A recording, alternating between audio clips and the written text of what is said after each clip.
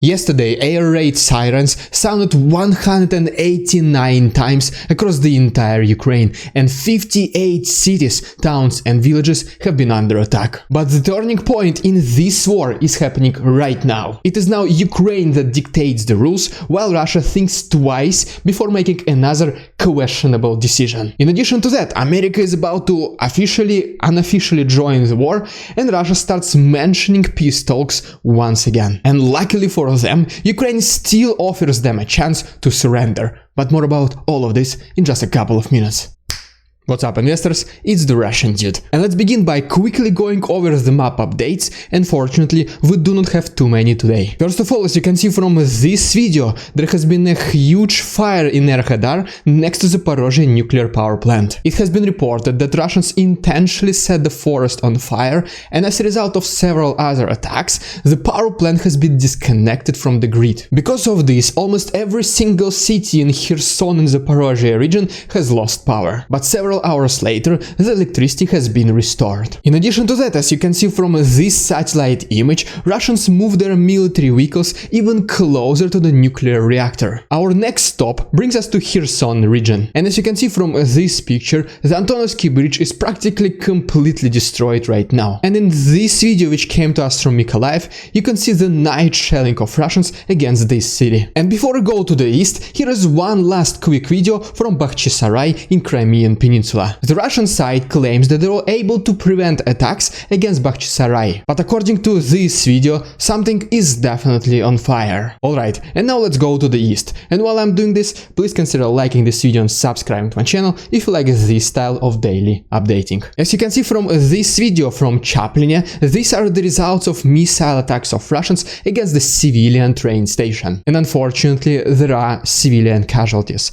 But according to the Ministry of Defense of Russia, as a result of this attack, they were able to eliminate 200 Ukrainian soldiers. Next we go to Khorlivka, and as you can see from this video, a local factory Stirol is on fire. Most likely, this is the result of Ukrainian attacks who are targeting Russian soldiers hiding on the territory of this factory. Next we go to Kharkov, and as you can see from this video, Ukrainian air defense system was able to intercept a Russian missile. And before we talk about the turning point in this war which is happening right now, here is literally just one last picture from Kiev region. It has been reported that this night at least 6 explosions were heard in Vyshgorod, and all of these attacks came from the territory of Belarus. And by the way, if you want to see more footage like this, especially the one which I was not able to use in my today's episode, please consider checking my Patreon. All the proceeds will be donated to Ukraine, and you can find all the useful links down below. Alright, and now as promised, let's talk about Ukraine seizing the advantage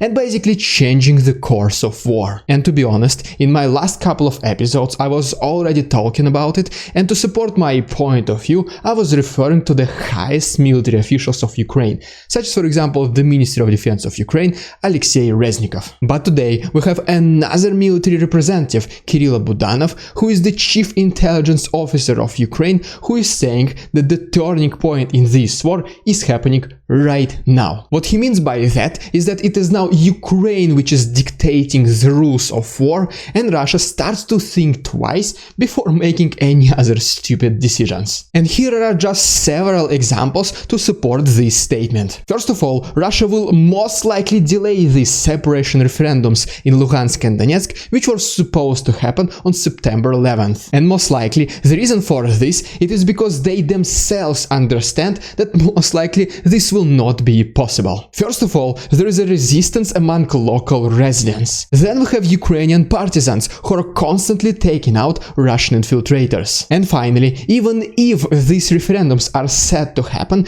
the majority of countries around the world will never recognize the independence of these territories. The next supporting argument comes to us from Alexei Arestovich, and he is saying that most likely there will not be this showcase tribunal against Azovstal soldiers. According to him, Russia right now is in a very difficult situation. reason. On the one hand, Russia promised its citizens this tribunal against Ukrainian Nazis, but on the other hand, Russia is afraid that Ukraine will not have any peace talks in case this tribunal happens. And to be honest, more recent statements and events, they kinda prove us that Russia is looking to resume these peace talks, but I'll talk about more of it in details in a couple of minutes. But anyways, here is the third argument that proves that Russia started to think twice. And once again, this comes to us from Alexei Arestovich, that yesterday, when basically the entire territory of Ukraine has been under attack, Russia did not have the courage to attack its capital. And here are the reasons according to Arestovich. First of all, at this very moment, there are way too many international people in the capital of Ukraine. Second, the air defense system which surrounds Kiev is pretty advanced. And after all, Russia simply does not have too many high technological weapons left. And the third reason, once again, is that most likely in the nearest future,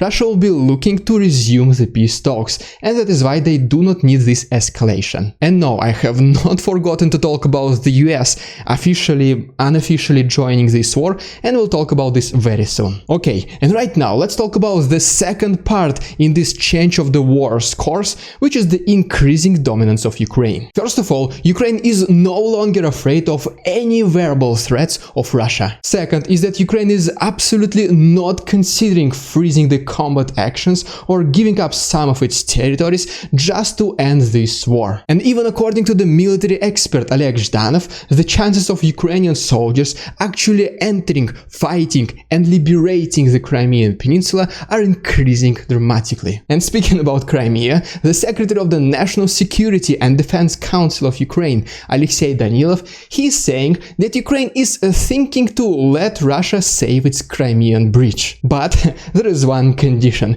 It is that Russia must move away all of its soldiers from the territory of Ukraine through that bridge. All this Ukrainian confidence has only been enhanced with this recent $3 billion military support package from America. And by the way, here is just a picture of counter-drone system called Vampire, which will be included in this military support package. The good thing about this is that this system can be installed practically on any car in under 2 hours. But unquestionably, the main thing about this support package is that with it, America now officially, unofficially joins Ukraine in this war. What I mean by that is that, yes, previously the US have only been sending weapons to Ukraine while trying to avoid being directly involved in this war. But right now, besides sending $3 billion to Ukraine, America also wants to name this military operation and also appoint a general. Which means that even though America is still not planning to send its soldiers to Ukraine, the direct involvement nevertheless has increased since today. And today, even the Minister of Defense of Ukraine, Alexei Reznikov, he mentioned that people should expect good news before the end of this year. And now let's talk about Russia potentially trying to resume peace talks as soon as possible. The member of the Russian State Duma, Leonid Slutsky, he mentioned that Russia is ready for peace talks with Ukraine at any level in case Ukraine decides to do them. Besides this, the Ministry of Defense of Ukraine made this tweet, which basically says that they will allow Russia to surrender. And even though all of this might not sound serious, in this video right here, we can see the convoy of Putin being crashed into Kremlin last night. What makes this video so special is that during such late meetings, usually something extremely important is being discussed. And obviously, I was not allowed in this meeting, that is why I don't know exactly what they were talking about. But what I do know is that the next day, Putin signs an order which increases the Russian military by 140,000 people. So, does this mean that Russia will attempt another advancement in Ukraine, or maybe they're just getting ready to defend their borders? I don't know yet, but you can let me know what you think down below in the comments.